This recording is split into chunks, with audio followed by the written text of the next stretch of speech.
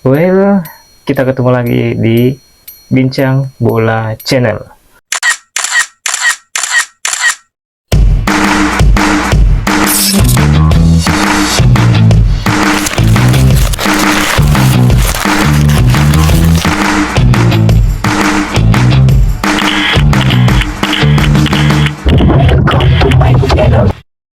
Kali ini kita akan mereview pertandingan antara Manchester City, kekalahan di Etihad yang membuat kita sebagai pecinta sepak bola sangat terhibur, dan bagi fans City ini termasuk sesuatu hal yang menyakitkan. Namun dari sisi fans Madridista, ya, mereka begitu bersemangat untuk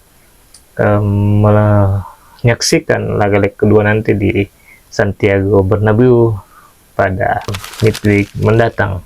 Ini adalah kekalahan yang cukup menyakitkan bagi Manchester City karena sempat dua kali unggul melalui gol Erling Haaland, tetapi memang dasarnya dan juga familiar blunder dari pasukan Manchester City membuat mereka harus menelan pil pahit kekalahan di Manchester City. Ini menjadi kekalahan pertama mereka sejak tahun 2018. Saat itu Pep Guardiola juga gagal di 16 besar Liga Champions.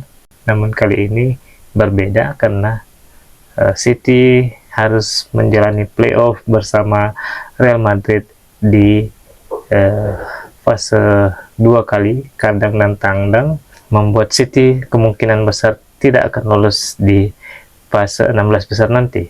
Dan ini menjadi pukulan telak bagi karir Pep Guardiola karena mungkin ini yang pertama kalinya dan ini yang paling terburuk sejak dia melatih tim besar seperti Barcelona, Bayern Munchen, dan juga yang terakhir ini adalah Manchester City yang tidak pernah sekalipun tidak lolos ke 16 besar. Namun dengan format baru ini, City menjadi penampilan terburuknya di tangan Pep Guardiola.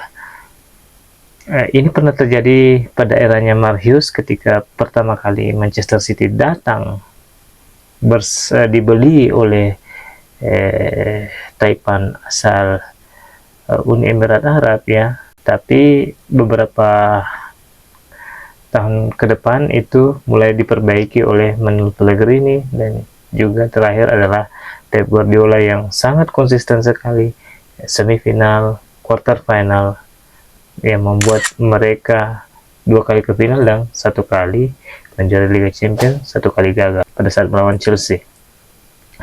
Dan apa yang harus dilakukan dengan ketertinggalan ini untuk Pep Guardiola? Yang pertama adalah tidak lagi memasang Rico Lewis sebagai pengganti ataupun sebagai bek kanan untuk menggantikan Vinicius Junior. Namun kita tahu bahwa satu-satunya wingback kanan di skuad Pep Guardiola itu cuma Rico Lewis. Yang lain hanya Matheus Nunes sebagai wingback dadakan yang bukan sebagai posisi naturalnya di lapangan, ya. Ini juga menjadi PR Pep Guardiola, apakah dia berani bertaruh untuk memasang Husanov di bek kanan sehingga membuat Vinicius itu tidak terlalu luasa untuk mengobrak-abrik sisi pertahanan dari Manchester City. Apakah Pep mampu untuk mempercayakan itu? Well, kita tidak akan pernah tahu, ya, apa yang akan dilakukan Pep, strategi apa yang dilakukannya di pekan depan, ya, menghadapi Real Madrid di Santiago Bernabeu. Tetapi ini yang harus dilakukan, ya. Terus kedua, semoga saja Nico Gonzalez bisa datang, ya, untuk mengisi lini tengah Manchester City, dan semoga juga John Stones bisa berdua dengan Nico Gonzalez untuk bisa meredam dan memperkuat lini tengah Manchester City. Kita tahu pada pertandingan di Etihad, tiga gelandang, yaitu Johnston, ya, Bernardo Silva dan Kevin De Bruyne, itu mereka kalah dalam energik dan agresivitas dari Real Madrid di tangan Camavinga, ya, dan Ceballos. Itu mereka sangat luar biasa padu, apalagi Jude Bellingham, ya, yang bisa membuat serangan balik cepat antara Vinicius, ya, Mbappe, dan juga Rodrigo. Lini tengah Real Madrid itu unggul sekali pada pertandingan leg pertama di Etihad. Jadi memang kita mengerti bahwa ketidakagresifan itu karena memang Gundogan ketika masuk itu sudah tidak bisa lagi seperforma 2 atau 3 tahun yang lalu. Kevin De Bruyne pun demikian, yang dalam 2 tahun terakhir ini dibekap cedera dan sulit sekali untuk menunjukkan performa terbaiknya 2 atau 3 tahun sebelumnya saat meraih treble, ya, di 2023-2024. Jadi memang ini yang menjadi tantangan bagi Pep, bagaimana itu menguasai lini tengah pertahanan yang harus solid, fokus, dan menghindarkan atau meminimalisir adanya blunder-blunder yang dilakukan oleh pemain-pemain City, karena kita tahu 2 gol dari Real Madrid itu murni karena kesalahan-kesalahan dari back Manchester City, pemain bertahan, terutama Kovacic, ya, yang memang baik itu ketika melawan mantan timnya di Chelsea maupun di Real Madrid selalu tidak punya performa terbaiknya. Begitupun dalam musim lalu, Kovacic itu juga punya blunder yang fatal ketika disingkirkan oleh Real Madrid. Nah, ini yang harus dipecahkan oleh Pep Guardiola pada musim ini ataupun di musim yang akan datang, ya. Kalaupun tidak bisa memberikan performa terbaiknya di musim ini, ya ada baiknya untuk bisa mencoba. Khusus untuk musim ini, tidak apa-apa Pep Guardiola bereksperimen dengan gaya dan menemukan kembali ritmenya, tetapi jangan lupa bahwa Pep juga harus berani memasang Husanov untuk bisa bertarung bersama Vinicius Junior nantinya di leg kedua, karena ini yang penting sekali bagaimana mematikan Jude Bellingham dan Kylian Mbappe di sektor pertahanan Manchester City. Kalau ini berhasil, bukan tidak mungkin Pep Guardiola dan Manchester City setidaknya bisa memenangkan pertandingan dan melanjutkan dengan perpanjang waktu. Jadi ini akan menjadi sebuah hukuman bagi karir Pep Guardiola yang selama 6-7 tahun itu, dalam 7 tahun terakhir meraih 6 trofi di Liga Inggris dan meraih treble winner, atau bahkan meraih 5 gelar dalam satu musim. Mungkin ini yang akan membuat Pep tidak akan tenang dan tidak akan bisa tidur nyenyak untuk memikirkan strategi bagaimana bisa mengalahkan Real Madrid di pekan depan. Dan juga Pep Guardiola harus bagaimana bisa mengeksploitasi sisi sayap dari Real Madrid, ya, dan Jack Grealish juga Savinho itu diharapkan bisa melakukan performa terbaiknya seperti di leg pertama, sehingga membuat Haaland itu bisa memberikan yang terbaik. Saya mohon untuk Kevin De Bruyne untuk tidak tidak menjadi starter, bisa jadi harusnya babak kedua saja dimainkan oleh Kevin De Bruyne untuk bisa menjaga stamina di babak kedua. Ini menjadi pertandingan yang sangat krusial nantinya. Patut kita tunggu apakah Manchester City mampu untuk lolos ataukah memberikan pelajaran bagi Pep Guardiola sebagai karir yang menurun di Manchester City.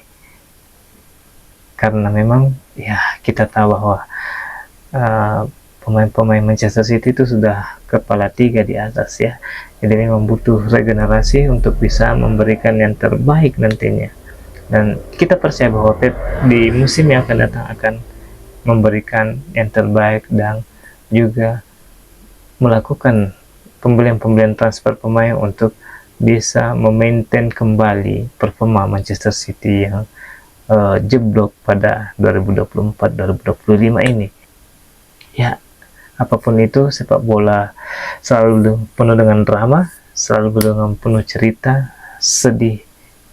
Ini performa buruk Manchester City dan memang harus dirasakan oleh fans-fans Manchester City, karena dalam situasi seperti ini memang kita butuh untuk menyadari bahwa permainan tidak selamanya menang, dan ada kalanya tim ini terpuruk dalam satu musim penuh. Itu yang akan dirasakan oleh Manchester City. Oh ya, lupa juga bahwa harusnya fans Manchester City itu tidak memasang banner yang membuat Vinicius itu sebagai monster yang terbangun, karena mereka atau Vinicius sendiri merasa diledek ya, karena tidak mendapatkan Ballon d'Or di 2024 yang lalu. Tetapi harusnya ya fans Manchester City yang ada di Etihad itu mengeluarkan banner itu atau poster itu di akhir-akhir pertandingan ketika mereka memenangkan pertandingan, jangan ketika mereka baru memberikan perlawanan atau memulai pertandingan di Liga Champions, karena akan sangat krusial sekali memberikan motivasi lebih kepada pemain-pemain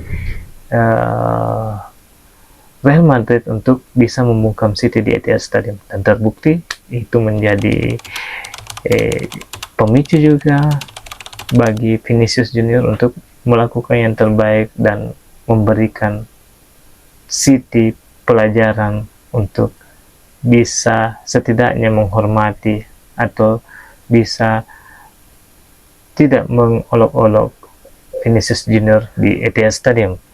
But apapun itu penting juga, karena di pemain-pemain Real Madrid pun saat Rodri menerima penghargaan, para pemain Real Madrid tidak datang dalam seremonial penghargaan Ballon d'Or 2024. Jadi memang ini menjadi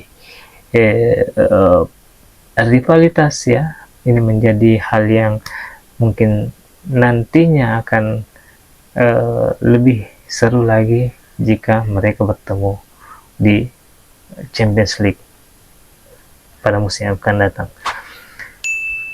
Well, itu saja mungkin